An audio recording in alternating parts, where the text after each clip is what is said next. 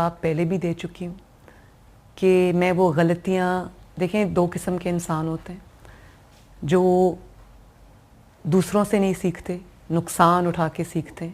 سمجھداری اس بات میں ہے کہ دوسروں کی غلطیوں سے سیکھا جائے کہ میں نے یہ کبھی نہیں کرنا۔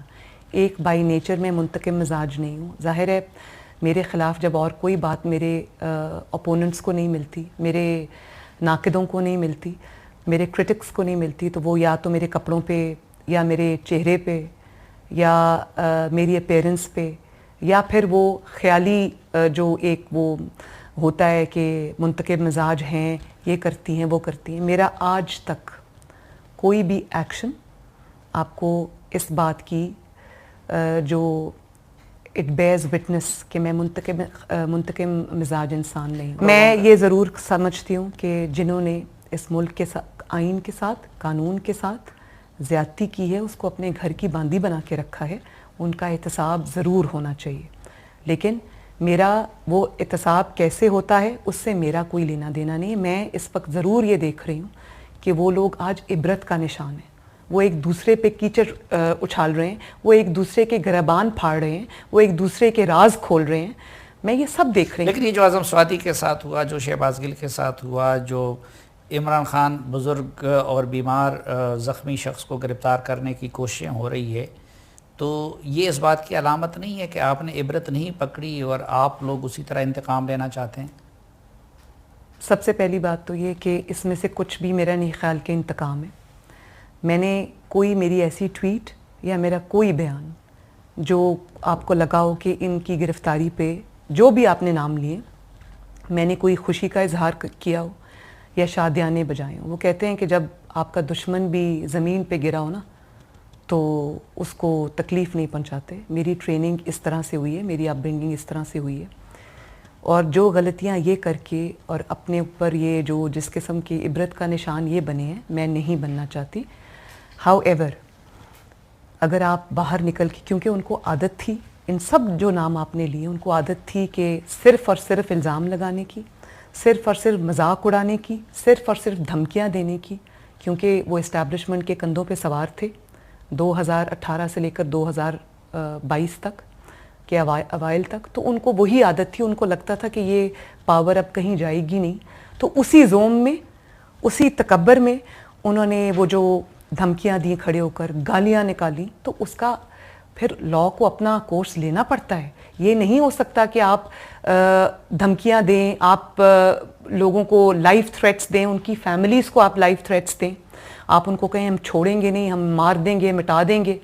اگر آپ یہ کرتے رہیں گے تو آپ کو نتائج بھگتنا پڑیں گے، اس کو انتقام نہیں کہتے۔ لیکن کسی زمانے میں جہاں آپ نے عمران خان صاحب کی بات کی اور نواز شریف صاحب کی بات کی، دیکھیں نواز شریف صاحب کے ساتھ میں آپ کو پہلے بتا چکی ہوں کہ احتساب احتساب احتساب کرتے ہوئے بیچ میں سے کیا نکلا، 10,000 درہم اپنے بیٹے سے نہ لینے پر ایک ویزا اقامہ پر ان کو نکال دیا گیا، اور اس کے بعد متعدد گواہیاں آئیں کہ یہ ہم سے پریشر میں فیصلہ، جج خود بول پڑے، وہ فیصلے آج بھی برقرار ہیں۔ لیکن بیٹے باہر کیوں ہیں؟ دولت باہر کیوں لے گئے تھے؟ دوسری طرف باہر دولت نہیں، دیکھیں وہ ایک اپنا کاروبار کر رہے ہیں، وہ اس ملک میں کاروبار کریں تو پھنستے ہیں، وہ کاروبار باہر کریں تو پھنستے ہیں۔ بات یہ ہے کہ اپنا کما کے کھانا ہے، ہمارا ہاتھ دوسروں کی جیبوں میں نہیں ہے۔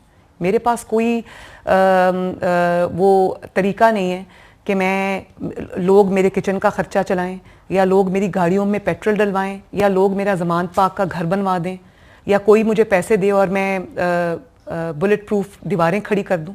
ہم نے جو کمانا ہے، عزت کی روٹی کمانی ہے، وہ خود اپنے ہاتھ سے کمانی ہے، اور کاروبار کرنا ہمارا جائز حق ہے۔ اور اگر پارٹی میں اے ٹی ایمز ہر پارٹی میں ہوتی ہے، لیکن ہماری کوئی اے ٹی ایم نہیں ہے۔ اللہ تعالیٰ کے فضل و کرم سے نواز شریف صاحب کو اللہ تعالیٰ نے دینے والا بنایا، ان کو اے ٹی ایمز کی ضرورت نہیں ہے۔ جو دینے والا بنایا ہے۔ دوسری بات، آپ نے جہاں بات کی کہ ایک طرف تو میں نے آپ کو بتایا کہ اقامہ پر فیصلہ ہوا، اس کے میں خلاف ہوں کہ الیکٹڈ جو پرائم منسٹرز ہیں، چاہے وہ بھٹو صاحب ہوں یا وہ بے نظیر صاحبہ ہوں یا وہ نواز شریف صاحب ہوں، ان کے الیکٹڈ پرائم منسٹرز کے ساتھ زیادتی ہوئی، سیاسی مقدمات بنائے گئے۔ لیکن دوسری طرف نواز شریف کے ساتھ زیادتی ہوئی، نواز شریف کو کے خلاف سیاسی مقدمات بن گئے، اس کی آڑ میں عمران خان کو بچ کے نکلنے نہیں دینا۔ عمران خان کے مقدمات سیاسی نہیں ہیں. عمران خان کے جو مقدمات ہیں وہ اقامہ یا بیٹے سے تنخواہ لینے پر نہیں ہیں. اس کے مقدمات سنگین جرائم ہیں جو اس نے وہ کیے ہوئے ہیں. وہ کہتے ہیں آج تک میرے خلاف کرپشن کا کوئی کیس نہیں بنا تو سکے. یہ توشہ خانہ کیا ہے؟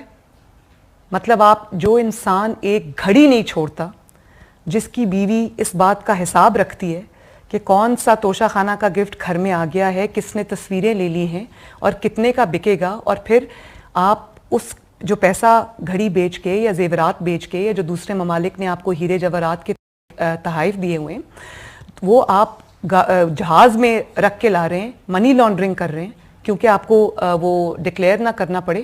تو یہ اس سے بڑی کرپشن اور کیا ہو سکتی ہے؟ کوئی کیس آپ اٹھا کے دیکھ لیں, یہ تو صرف توشہ خانہ کیس ہے. وہ جو 190 ملین پاؤنڈز کا کیس ہے وہ آپ نے اپنے دوست کو نوازنے کے لیے آپ نے ایک لفافہ لہرایا کیبنٹ کے سامنے اور اس کے بعد اس کو وہ پیسے دے دیے.